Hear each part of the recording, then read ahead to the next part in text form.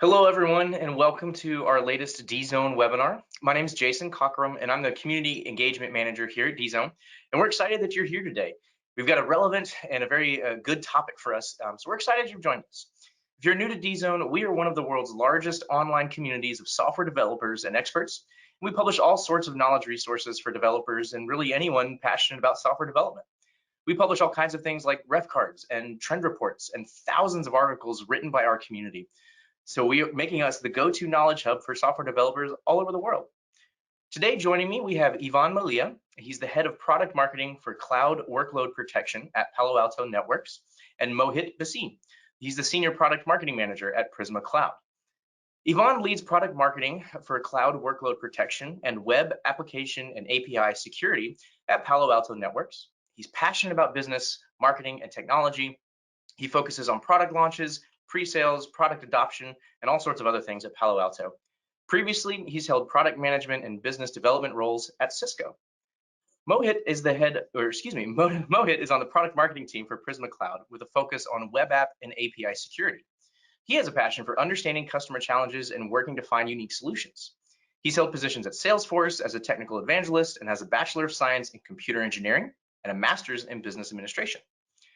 And today, we're going to be talking about security. We all know how important security is in this day and age as attackers are becoming increasingly adept at finding new ways to steal our data. And one of the challenging parts of security is that there's so many different aspects to consider. And this can make it easy for one critical part of the security chain to be neglected. One of the most important aspects of security, especially for cloud native development, is runtime application security. Keeping APIs locked down and secure minimizes the pathways for bad actors to get in and steal our data. Ivan and Mohit are going to spend a few minutes today talking about some of the latest trends and risks in cloud and application security and give us some actionable steps to protecting workloads across the lifecycle. After the presentation, I'm going to jump back in and we'll answer a few questions at the end. DZone is all about community, so we encourage you to get involved and to get engaged in the conversation. On the right side of your screen, there's a box where you can chat with other attendees and discuss what's being talked about, some of your challenges and experiences with security. And there's also a box where you can submit questions to the presenters. And so we'll do our best to answer as many of those as we can towards the end. At this point, I'm going to hand it off to Ivan. So Ivan, take it away. Hi, Jason. Thanks so much. Hello, everyone. Thank you for joining. I'm joined with Mohit here. Hey, everyone. Antibody application security. Hi, Mohit. How are you? Good. How you doing, Ivan? Doing well. Good to do this thing again with you. Yeah, I always enjoy partnering up with you. Yeah, me too. And again, thanks everybody for joining. So we prepared about 20 minutes presentation and about 20 minutes product demo highlighting some of the capabilities we will mention in this presentation. There are effectively three sections here. We'll talk about application security trends, application security risks, and then we'll describe what these three steps are we're advocating for, the three steps to enable a complete, comprehensive application security. And then we'll focus on runtime protection. So if you think about application security within 4 stages of code build, deployed, and run, we'll focus on the run hand side. But we'll talk about some capabilities that are more on shift left. Okay.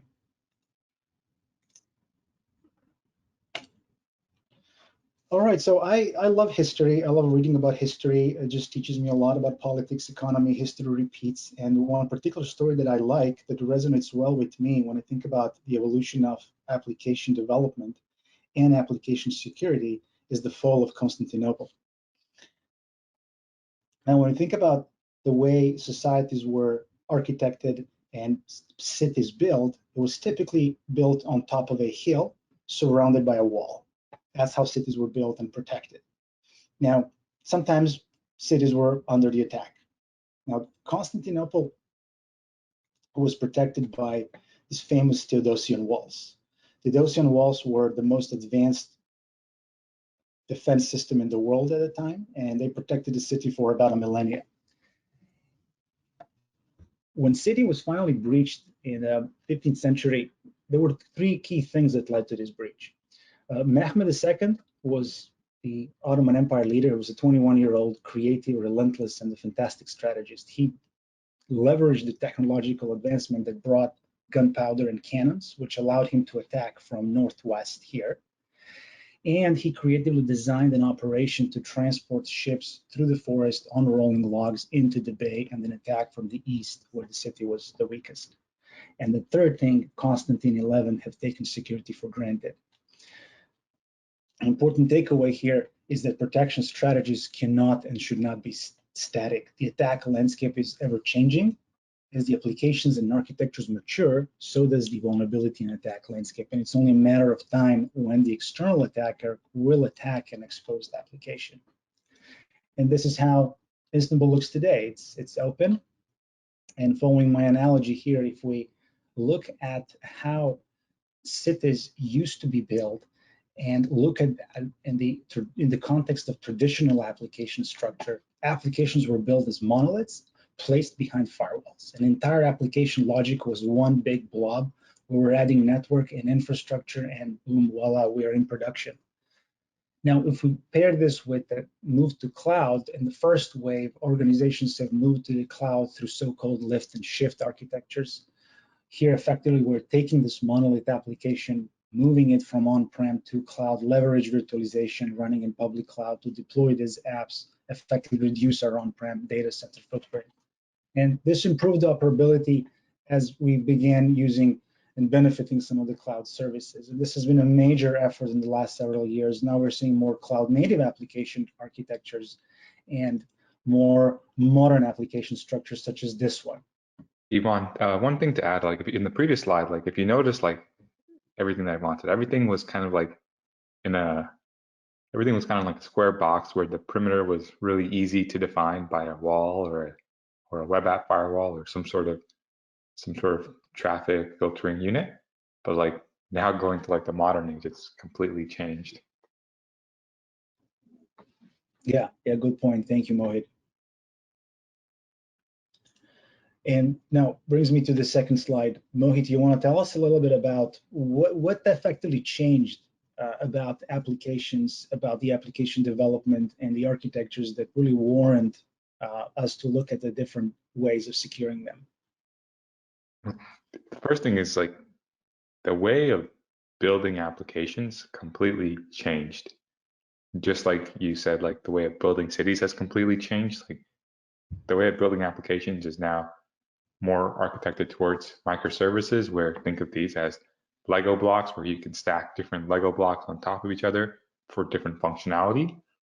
And the perimeter is not as easy as it was to define, because it's not just a square box where you can put walls outside that perimeter. It's now much more distributed with microservices such as various containers, maybe serverless functions, APIs communicating between them, and maybe another, containerized database that's hosting the backend database for your application. It's no longer in that same box. What are your thoughts on that, Ivan? No, that's exactly right. That's exactly right. And I'm estimating 2013 or so when some of these new paradigms went on a path to become mainstream.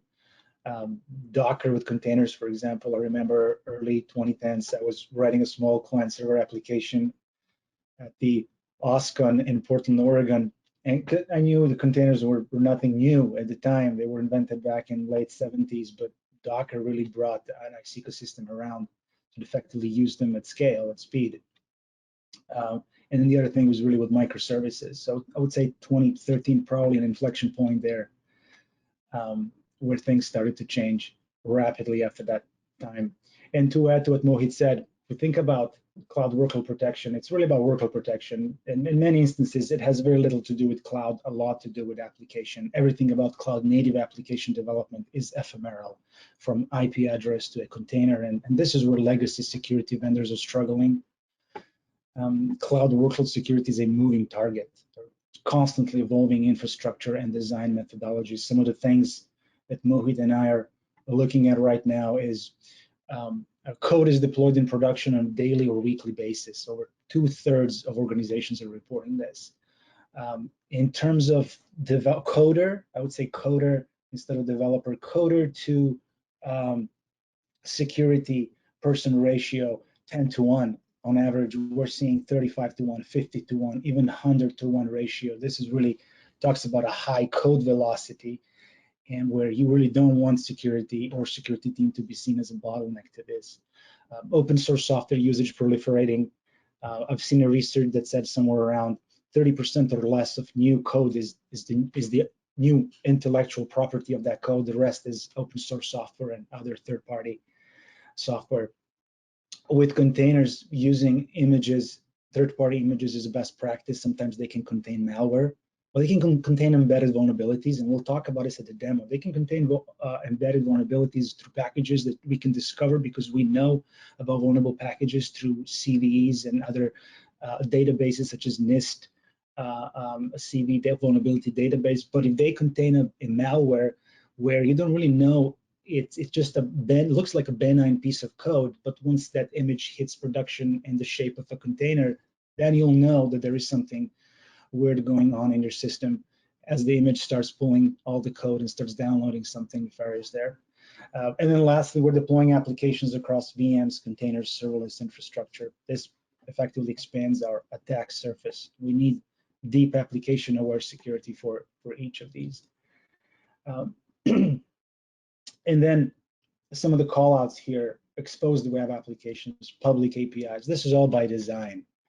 Workloads with open ports without security profile, another callout where this is something that is in our control that we can take care of. But effectively, if you're using cloud and you have this deployed in the cloud, I already mentioned the attack surface is higher, but it's expanded. Now, no matter how you're using the cloud, you and your teams are managing the infrastructure that runs your cloud applications. And there's this shared responsibility model where cloud service provider is responsible for physical security. They would make sure that people who can enter the building are vetted.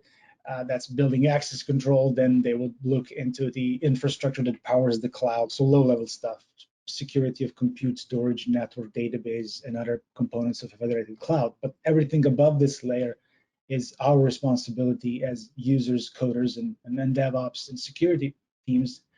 That's our responsibility. It's about running applications and effectively deploying application security.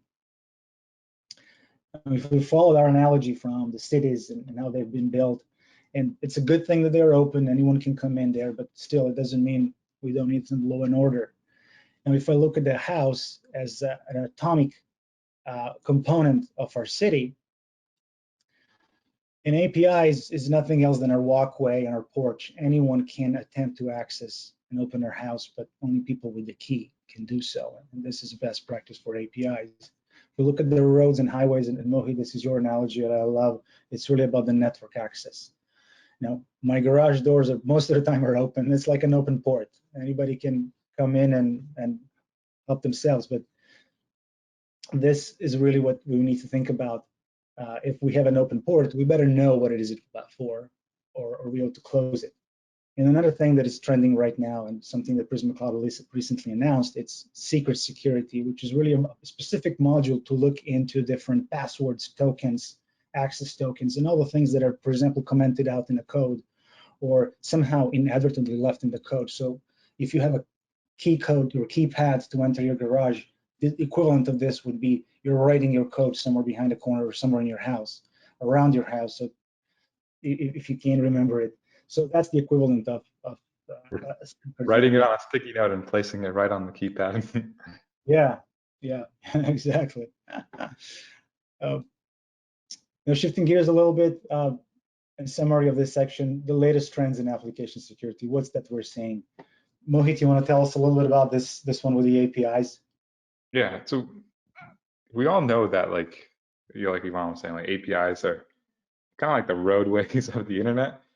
APIs have been around for quite some time. They're not a new thing. They've been around since the late 90s. And I think there's a fun stat that said, I think 83% of all public facing traffic is all APIs, just communicating with each other.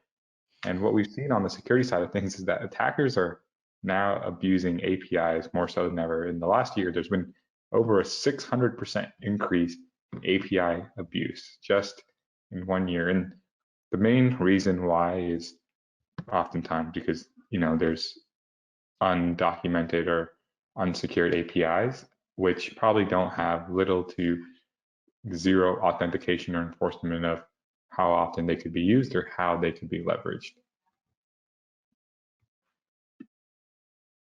Great, great. Yes, exactly.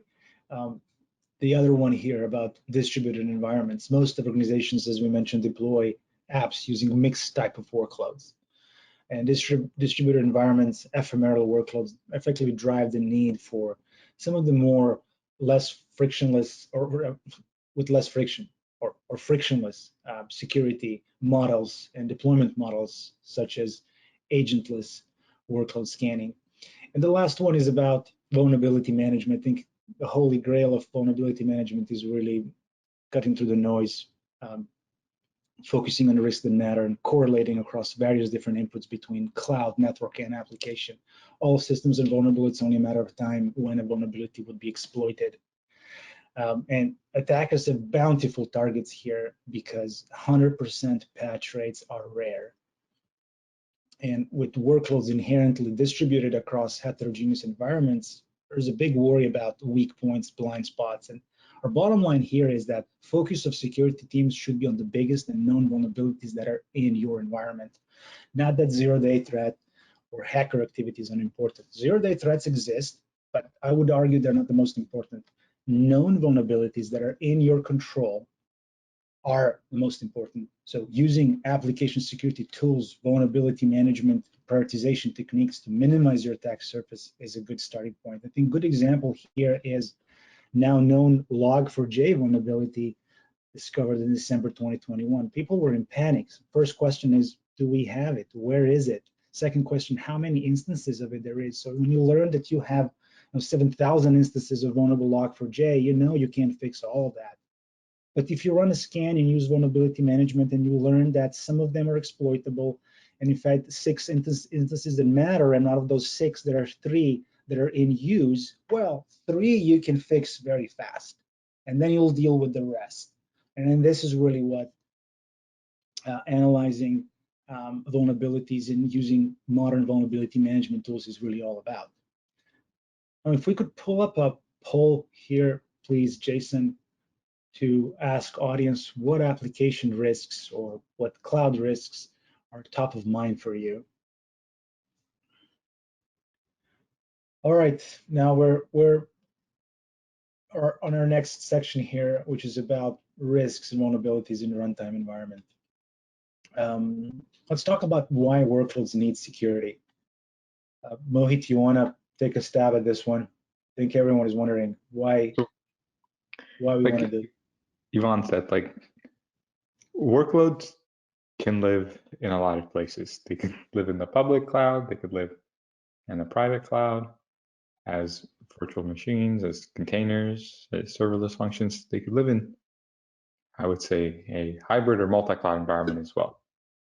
And the truth of the matter, in my personal opinion, is that if you are looking at a vulnerability in runtime, it's okay to look at it, but it's a little bit too late. You're kind of already missed the picture. But essentially, like, cloud workloads can be exploited by software vulnerabilities or over permissive access, and you should be looking at it throughout the application lifecycle.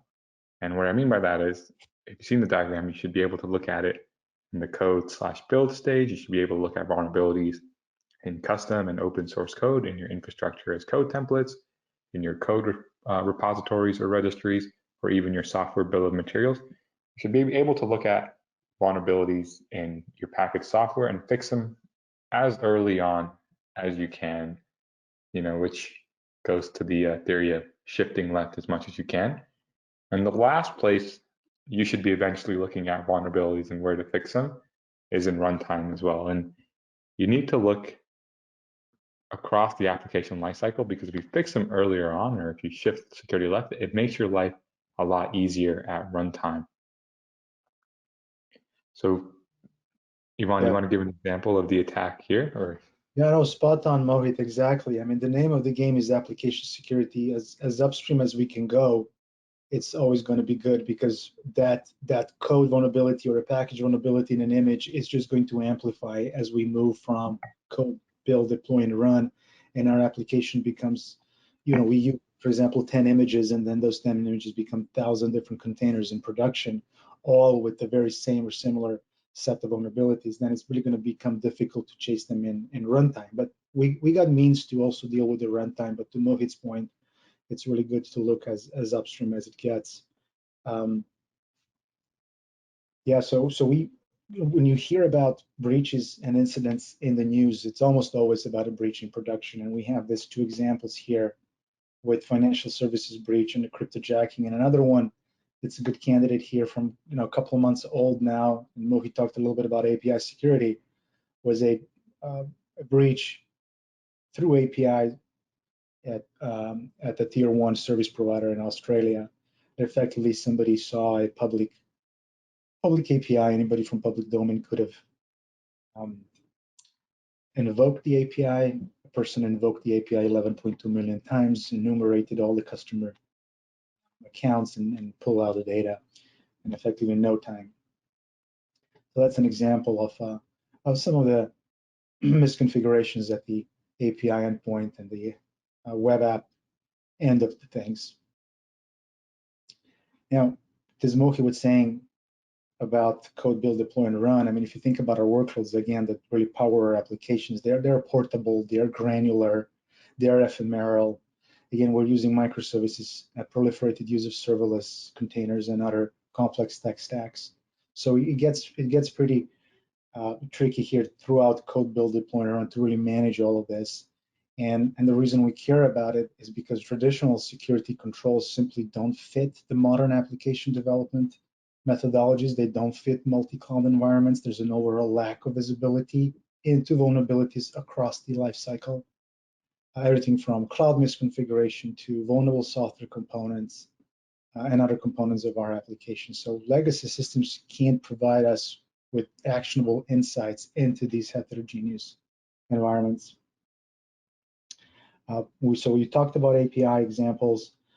We talked a little bit about malicious images or embedded vulnerabilities through packages and images, and as well as embedded malware in images as well. Some of the other risks at the runtime specifically could be something where a malware is effectively deployed on our container. We're seeing effectively a random container spawning a process that is issuing system calls to our kernel, peeking and poking in our memory and file system, creating applications that are, or processes that are effectively scanning for network listeners, effectively scanning for open ports, trying to move laterally from that container. And that entry point could be that API endpoint, or a workload exposed to the internet. And then when you think about such a combination of process, network, file system activity, really need to look at the operating system level of our applications, and then provide with some scanning, deep scanning, defense in depth, and runtime defense methodologies to really find out about this anomalous behavior effectively. Because at this point, you don't really know, is this a CV that already exists? Is it a known vulnerability or not? Typically, it's not. Now, next poll, please, Jason, is about alert only or more auto prevention based security. We're wondering what audience thinks about this, if they have any preference. So it's really about, hey, don't block any operation environment in my environment. Let me know what's wrong. Or don't just alert, but also prevent, block attacks proactively, either based on security policies, or in the case that I just explained, a runtime defense, anomalous behavior simply based on something that just doesn't look right. Yeah, I think, Ivan, like one way I think of this is, do you want visibility, or do you want visibility and somewhat automated protection? Because to be honest, in my personal opinion, visibility is just the first step, right? to security? Do you want visibility into what's going on behind the walls, or do you want guards on top of the walls to stop intruders as well? Yeah, I'm a big fan of both, honestly. So, Yeah. you know, we got locked doors and security cameras, so there's both visibility and prevention. Thanks, Jason. All right, moving on to the next section, which is our description of our 3 steps. We're taking our time here. So apologies for that. We're a little bit over what we initially planned for the presentations, but we'll quickly go through this and then jump into the demo. So here, 3 steps to achieve runtime application security. So visibility, it's about mapping your environment, calculating your risk, and effectively flipping the switch on. Second is about that prevention first approach where there is the most risk. And the third one is the added protection layer for exposed applications, specifically designed for vulnerable web applications and API security for API endpoints.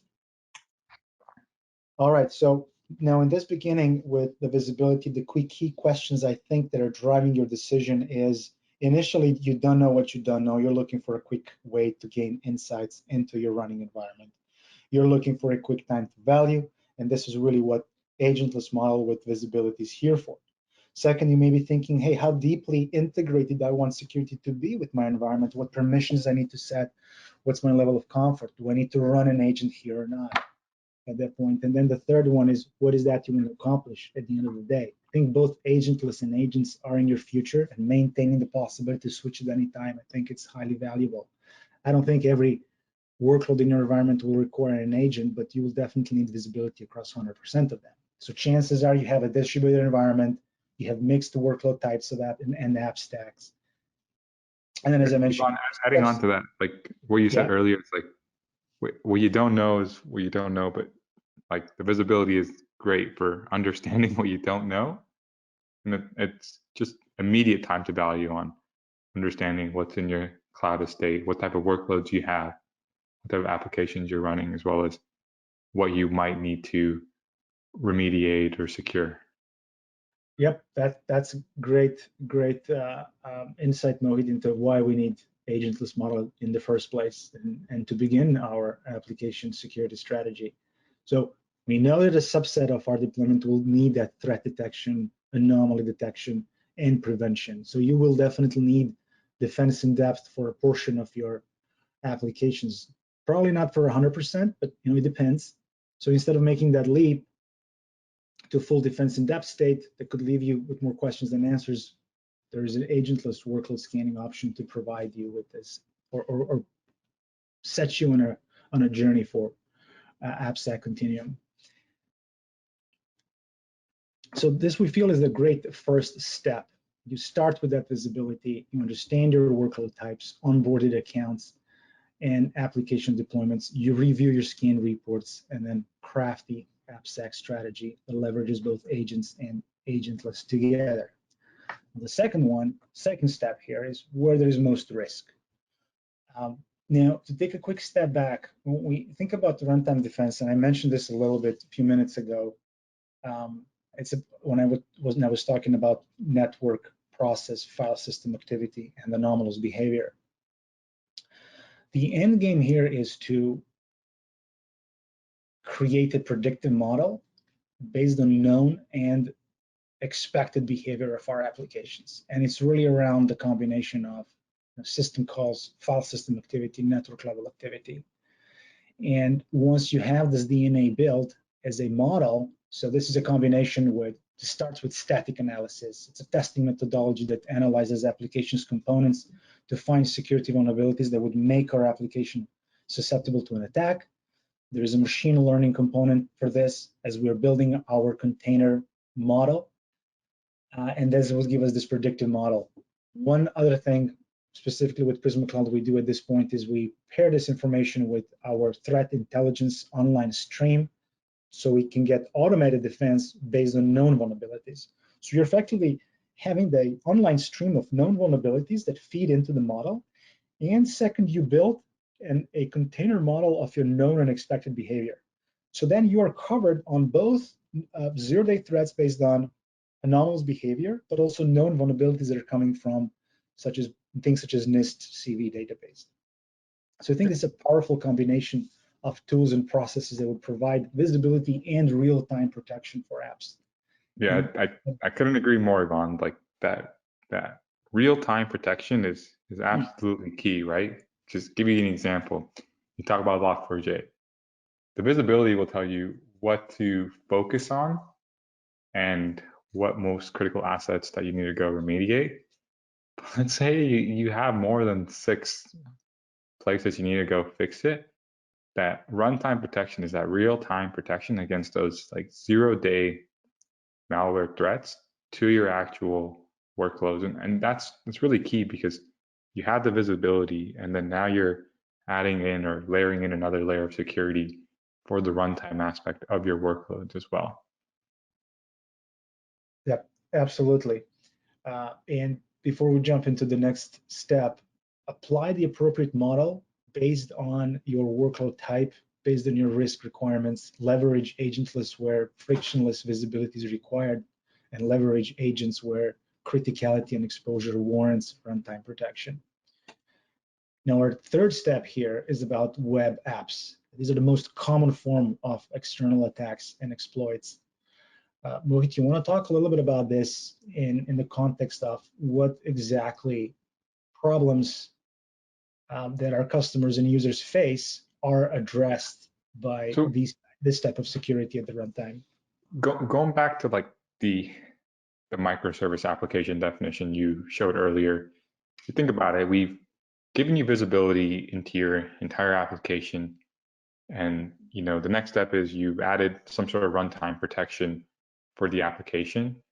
But now the last step is that if you see any applications exposed to the internet or any APIs that are exposed to the internet or taking in calls over HTTP2 or HTTPS, you can pretty much understand that there is some sort of web application or API running on your workloads, and they are exposed to the internet, and they are exposed to attackers, and they do carry some sort of risk, whether it's lack of broken authentication for the API. Maybe someone is trying to run a denial of service attack on your web app. Maybe they have malicious bots out to get you, or they're trying to abuse certain credentials to access sensitive data on the back end of the application. So the first step to understanding how to secure web apps and APIs on those workloads and those microservices is just getting a full inventory of the applications and all of the APIs running in that environment.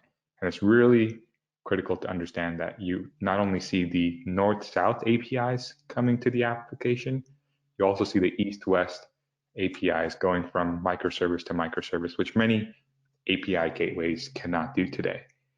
And then beyond that, once you understand all the APIs and applications, you want to be able to profile their risk, because not all APIs are built the same, not all applications are built the same. They have different risks that they pose depending on how they were configured, what they have access to, as well as how they're exposed. Where I'm all going with this is after you have all of this information, you want to enforce some sort of real-time protection for your web app and APIs, whether it's through a WAF and an API security solution or something like that. You need some sort of actual real-time protection for your internet-facing application while you go and remediate vulnerabilities, because we know that vulnerabilities will live in any application as well as business logic flaws. So the last step is to have some sort of ability to enforce real-time protections. And if you're unable to enforce real-time protections, you can have some sort of virtual patching, which kind of patches the application with a virtual set of policies while you then go and fix the vulnerability in the application. And everything that we just talked about is just implementing multiple layers of defense. And just like Yvonne said, we're adding in a layer of defense for visibility, adding in a layer for runtime protection, and now we're adding another layer for any web apps and APIs running on your workloads as well. And this takes me back to like the Swiss cheese analogy. If you really think about it, like stacking on multiple layers of defense is kind of hoping that you're stacking multiple layers of Swiss cheese, one on top of the other, hoping that the holes in the cartoon like Swiss cheese don't align, because that wouldn't allow an attack to get through. And it's the same thing with multiple layers of defense. As you stack more layers, one layer should be able to catch the attack if the other is not able to do so in a comprehensive workload or application security protection strategy at runtime. Well said, Mohit, which brings us to the last slide here before we jump into our demo. It's about that final stage after we have enabled our visibility, placed our agents where there's the most risk, and then for exposed workloads, exposed applications, such as web applications, API endpoints, added that layer of security. We're effectively having a cloud workload protection spanning the full life cycle across your code, build, deploy, run stages of the application development. And just to reiterate on what we talked about, combined use of agentless and agent-based will give you the most protection based on really what works for you, your level of comfort, your types of workloads, your types of environments.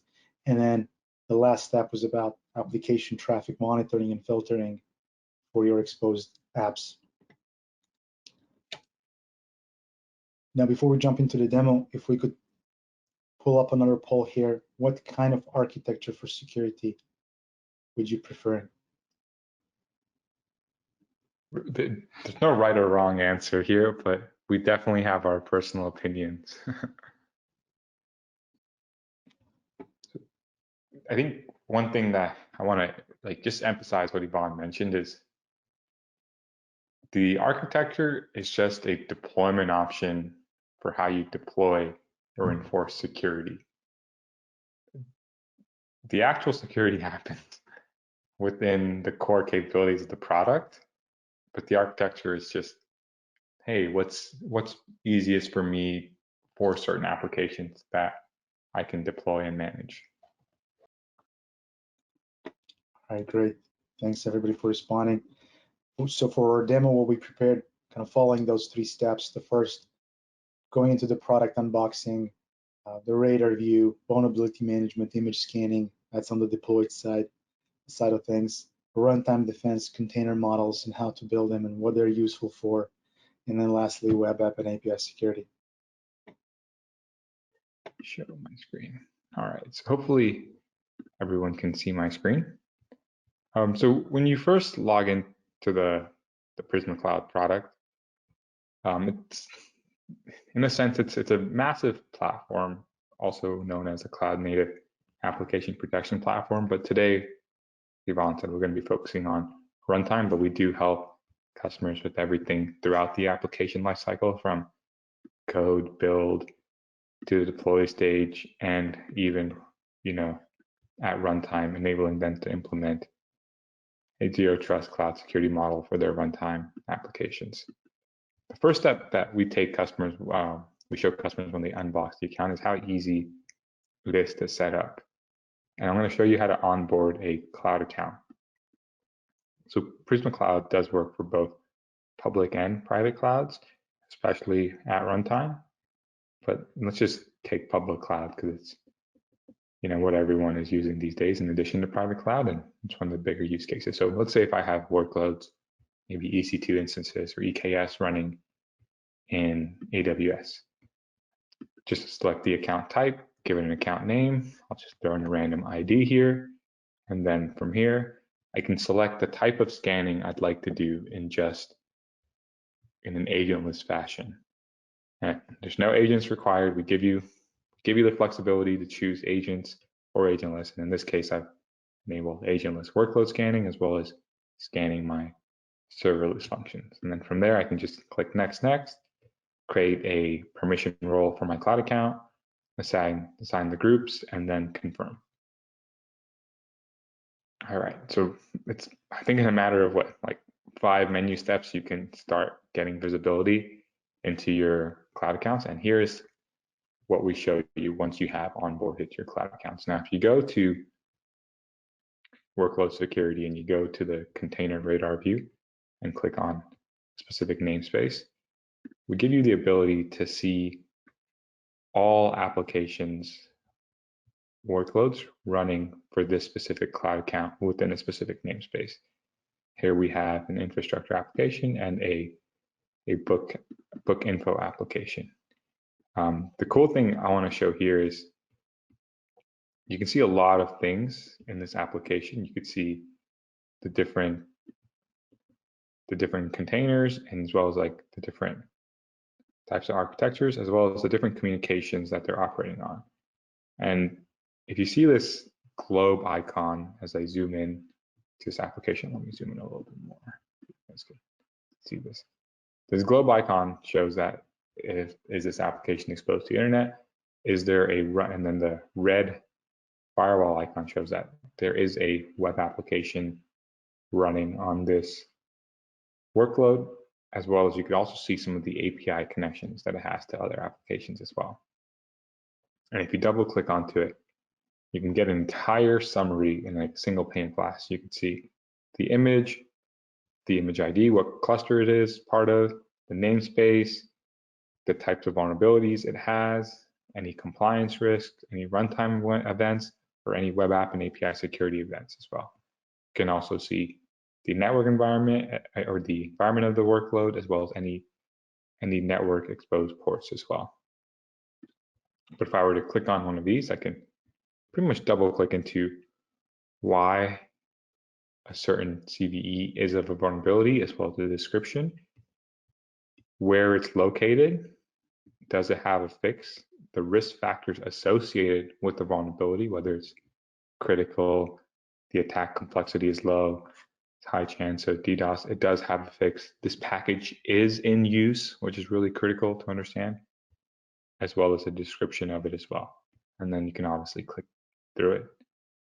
But the cool thing is you can also see all compliance related data, runtime events, as well as the layers of the application.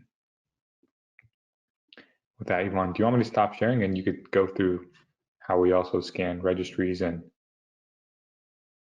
various repos? Yeah, that'd be great. Sure.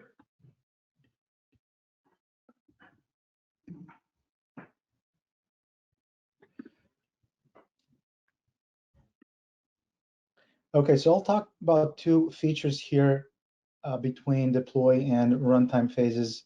So the first one is going to be about registry scanning. So one question we often get from developers, DevOps, and security teams, pretty much anyone looking at vulnerability management overall, is how to prevent insecure container deployments.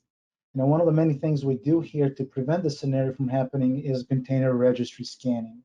Now, the common risk, as we mentioned during the slide presentation, is containers environments are deployed with containers with vulnerabilities, either due to different versioning, vulnerabilities found in packages through CVEs, but also malware that is embedded in these images. Now, what this particular feature is doing here is here under our Vulnerability Explorer in the image section here, it effectively allows vulnerability management teams to scan these registries, identify vulnerabilities in container images before they are deployed.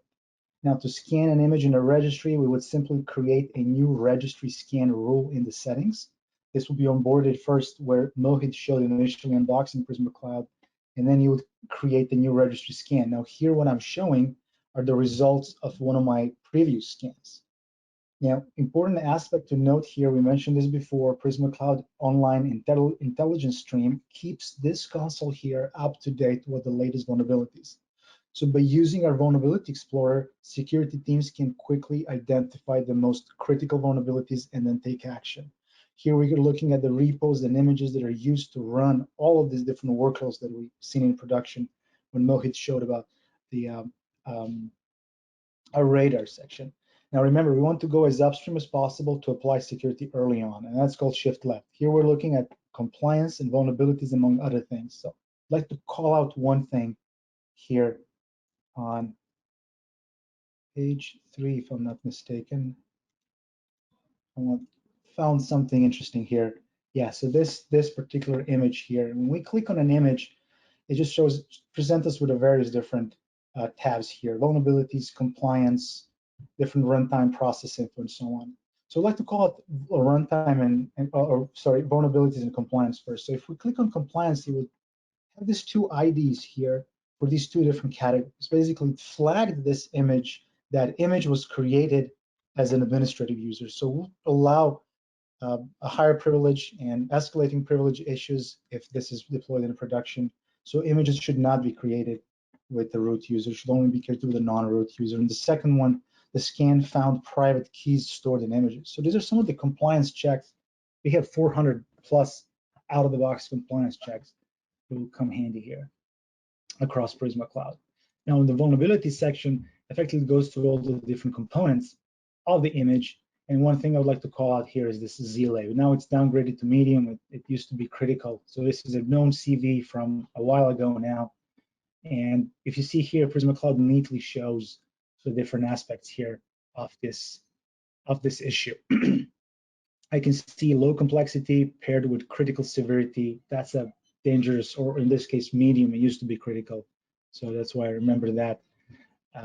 It's a dangerous combination anyway. It's a low-hanging fruit for attackers. Now, zlib, and the reason why I picked this one up, this is a popular data compression library. It's written in C. C has direct memory access. I used to be a C, C++ engineer, and I loved it for that. But if not written carefully, it can introduce a flaw. And this one has a big impact from a cybersecurity perspective, hence the call out. Here I'm saying that zlib, this version, has a buffer overflow issue here.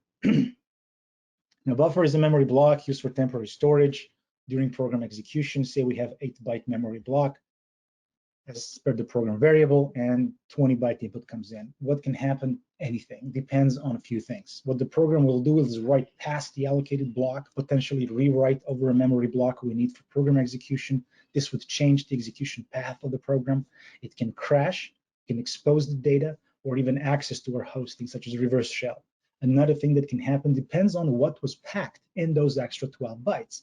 Perhaps a malicious code, which is now on our side of the fence, running in our memory block and is being executed. So again, in this scenario, loss of sensitive data, access to our system through a reverse shell method. The reason I'm explaining this is exactly how 0 day is exploited to gain access. Now, when zlib was unknown at the time, this is actually how it was discovered. Now, using the analysis provided by Prisma Cloud, your risk management team can take various actions at this point. You can prioritize risk, provide feedback to development teams, how to fix these vulnerable images, and effectively prevent these images from being deployed using the vulnerability until these vulnerabilities are resolved. So images can contain vulnerabilities such as this one, config defects, among other things. Prisma Cloud can scan your registries and images for vulnerabilities, as well as setting rules for defining things such as trusted images. And lastly, image analysis sandbox for malicious files is provided by, say, unverified third-party software that could be part of an image embedded malware that would execute once images are deployed in production. So effectively, you get image and registry scanning. Number 2, define trusted images and whitelist images that can be used. And then 3, image analysis sandbox effectively would isolate an image, create the container in an isolated secure environment, and then scan for any sort of malicious code that might get downloaded and executed.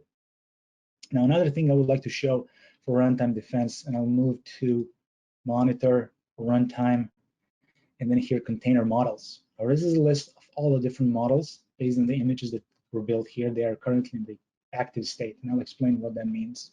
Now, runtime defense, we talked a little bit about this on one of the last slides, is a set of features that provide both predictive and threat-based active protection for running containers. For example, predictive protection includes capabilities like determining when a container runs a process that's not included in the origin image or creates an unexpected network socket. Threat-based protection includes capabilities like detecting when malware is added to a container or when a container connects to a botnet. Now, Prisma Cloud has these distinct sensors for file system, network, and process activity. Each sensor is implemented individually with its own set of rules and alerting. And the runtime defense architecture is unified to both simplify the admin experience and to show you more detail about why Prisma Cloud automatically learns from each image. Now, the runtime defense has 2 principal object types. There are models and there are rules. Models are the results of this autonomous learning that Prisma Cloud performs every time it sees a new image in an environment. And a model is your allow list, if you will, for what a given container image should be doing across all sensors in the runtime. And models are automatically created and maintained by Prisma Cloud, and they provide an easy way for admins to view and understand what Prisma Cloud has learned about their image. For example, model for an Apache image would detail the specific processes that should run within containers derived from an image, what network sockets should be exposed, listening on port 80, it's expected. Now there's a one-to-one relationship between models and images. Every image has a model, and every model applies to a single unique image. So for each image, unique model is created and mapped to the image digest. So even if there are multiple images with the same tag, Prisma Cloud will create unique models for each image. They're built from a static analysis, I mentioned that before, such as building a hashed process map based on parsing an init script in a Docker file entry point. Also dynamic behavior analysis. It observes actual process activity during early time of the container, and the models can be in one of the three modes: active, archived, or learning. So, and just one thing I wanted to call out here is this one here. So this will be the image name. If you can see here under process tabs, through static analysis means these are the applications in that image that were discovered. Through behavioral, we can see the IP tables were modified, and there's the parent process that invoked that. From a networking perspective, we can see that behaviorally, Prisma Cloud learned that this app listens in these ports, and then outbound ports here in 443.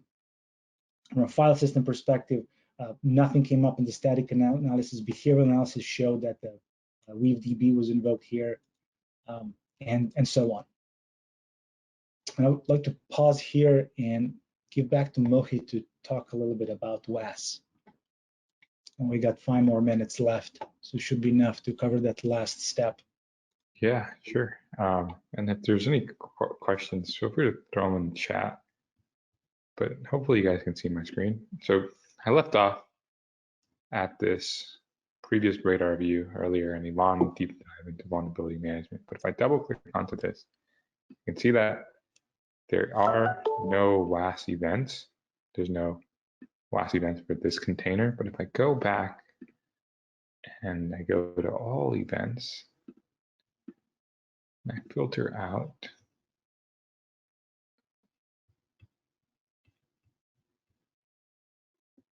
oops, sorry, let me go to WAS defend.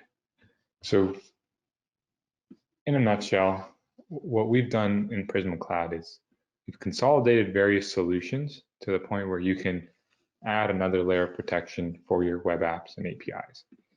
Just to give you a quick visibility into your WAS or web apps, we give you complete visibility into all running web apps in your environment. As you can see, all of these web apps are unprotected and they have vulnerabilities. We aren't really monitoring traffic for them today, but we do notice that we have 6 policies for a WAF policy as well as bot protection. And we can also see some of the event sources by type. Now, if we want to enable protections for your web apps, it's very simple and easy to do so. You can create a rule. Once you create a rule, you can then start adding it. So I created this test rule, I think a while back. I go to this rule. I've already created the rule. I can, my scope is all Prisma Cloud resources. And what I've done is I'm trying to add protections for a certain application. All I need to do is define the ports the application is running on, as well as the endpoints I'd like to protect. From there, it's super straightforward to enable protections once you've actually defined the scope of what you would like to protect. You can set up an app firewall to protect against everything across the OWASP top 10, such as SQL injection, cross-site scripting, clickjacking, as well as server fingerprinting.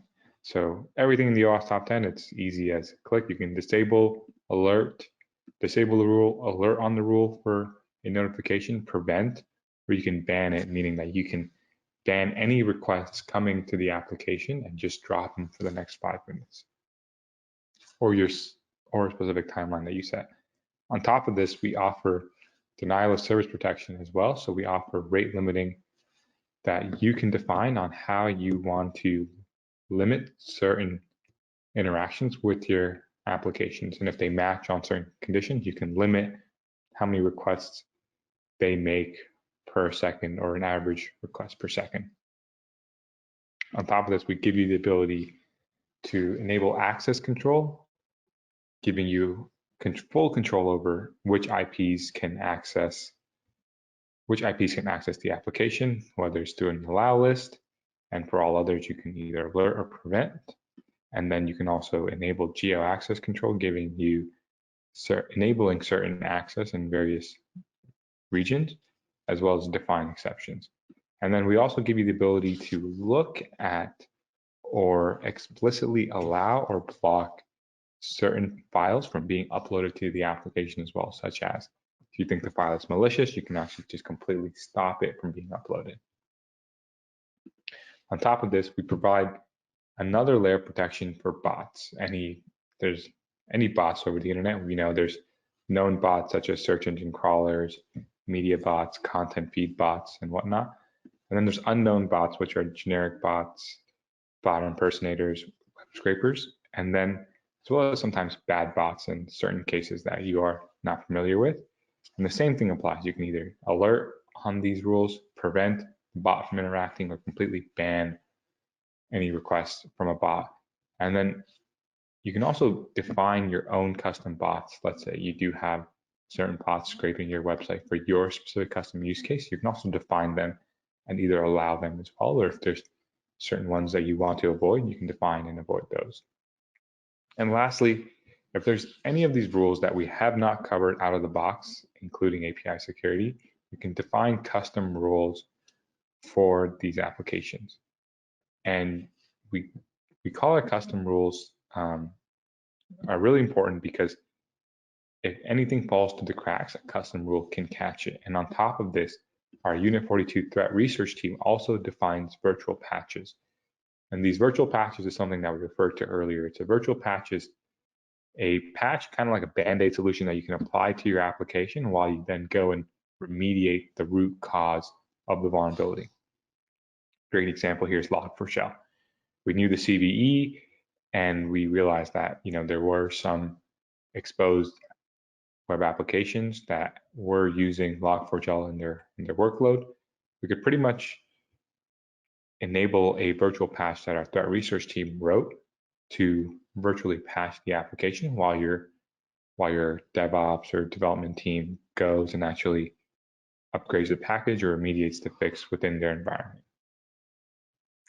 And the last thing I want to point out is that these virtual patches can be now auto-applied as well, meaning that if a new virtual patch does come on and we do see that your workload does have a vulnerability, we can alert on it, prevent the traffic, as well as ban it as well. I know that was quite a lot of protections in a limited amount of time. So with that, I'm going to stop sharing and pause for any questions. All right. Thank you, Mohit and Ivan. I appreciate it, guys. A lot of good stuff there. We did have a couple of questions come through, so let me get those real quick. The first one was, where can I deploy Prisma Cloud? Yeah, it's a good question. There are two different options here. Prisma Cloud exists as a self-hosted on-prem, if you will, deployment that packs all of the capabilities we've shown today. So that's our called Prisma Cloud Compute, specifically for workload protection. Image scanning, runtime defense, WAS, and then there's another SaaS version of the product that is, as I said, SaaS that packs everything Prisma Cloud, which includes also cloud and network aspects from a security standpoint. So we have cloud security, application security, network security, data security, identity and access management, and so on. So that's part of the SaaS platform. And then the Prisma Cloud Compute is self-hosted on-prem, specifically focused on workload protection. Okay, Cool, good to know. Okay, another question. Do I need an agent for every workload? That's a good question. That's a good question. We talked a little bit about this. The workloads that carry risk would need an agent for prevention. A good analogy here I was in November at the AWS reInvent in Vegas for the first time in my life. It was just packed with police every 100 yards, 3 SUVs. To enter the expo, there were dogs sniffing for explosives and metal detectors and scanners, right? So you didn't have this out in the desert. You had it right there where the organizers thought there's the most risk because they really didn't take security for granted. So if you think about our first step, we'll give you visibility mapping your environment, and you will figure out what workloads carry risk. Now, question is how to define risk profile and risk score for your workloads. And with Prisma Cloud, we look at the environmental risk factors and some specific vulnerability factors. And environmental factors include things such as, does my container run as privileged container? Does it have host access? Is there a security profile applied to it? Is it reachable from the internet? Does it have any open ports? All of these factors would build your risk profile for the specific container. Vulnerability factors, on the other hand, are a little bit different. Includes things for a specific vulnerability, such as what's the severity, what's the attack vector, such as network. Is there a potential of denial of service attack? Does this vulnerability have a fix? Is that vulnerability containing a package? Is it in use or not? Is there a risk of remote code execution? So all of this are taken into considerations when deciding which workloads effectively need an agent for your real-time threat prevention. Yeah, it's good to know. Yeah, you're telling me about your going out to Vegas for the conference. It reminds me of when I went to CES this year too. There was just cops and dogs and stuff everywhere. So There it was you kind go. of Yeah. wall-to-wall people, wall-to-wall, security. Okay, so we'll do one last question real quick. It's a good question about Linux containers. Just asking, how can I secure my Linux containers if I'm running those?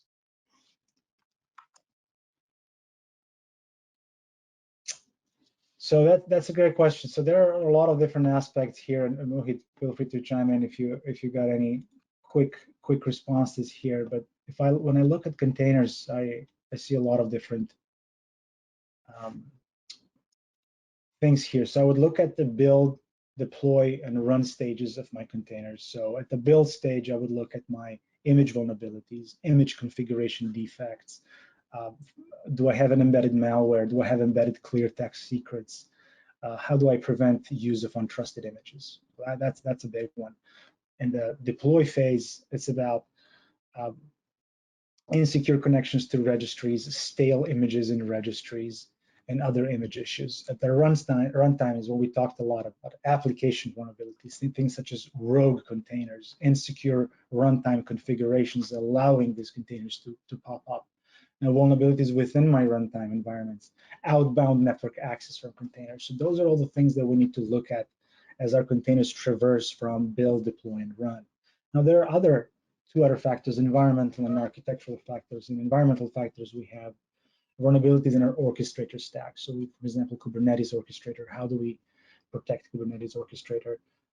Administrative access, poorly separated inter-container networking. So this is something that's important for what's called a lateral movement. So if somebody would attack an exposed container that typically does not store any data, but then laterally they can move and find that crown jewel. So you really need to think about those inter-container networking.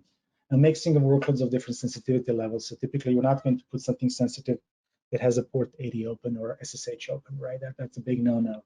Architectural, thinking about our attack surface. For example, shared kernel, host operating system component vulnerabilities, file system tampering, improper user access rights. There's a thing called container escape. If you were to forget anything that I just mentioned over the last 2 minutes, think about container escape, look it up, and see what could potentially happen when somebody takes over a host that effectively owns your entire pod and all your containers. So that's a big one. So I would say we do support a wide variety of Linux host machines. So you have the option to then deploy Prisma Cloud on those. Linux host machines to then, like you said, scan for vulnerabilities, compliance issues, as well as runtime threats. Yeah. Cool. And please look us up on our previous webinars. I believe it was with DZone, if I'm not mistaken, container security. It was from about a year ago, where we talked about all these different 5 aspects. Yeah, thanks. Yeah, it's actually kind of a good segue, Ivan. I wanted to thank everybody and remind everybody too that on our website, dzone.com/events, we do have a whole bunch of webinars. We have webinars that we've done in the past, some on-demand webinars, so you can see all those there. We've got a lot of upcoming events. You can see everything we've got coming up. Got a lot of really great topics like the one today. So be sure to check that out. Thank you again to Ivan and Mohit for joining us. We're glad you guys could be here. Thanks to everyone who watched. We're glad you could be here as well. We hope everyone has a wonderful week, and we'll see you all next time. Thanks. Thanks, Mohit. Thanks, everybody. Come on, bye.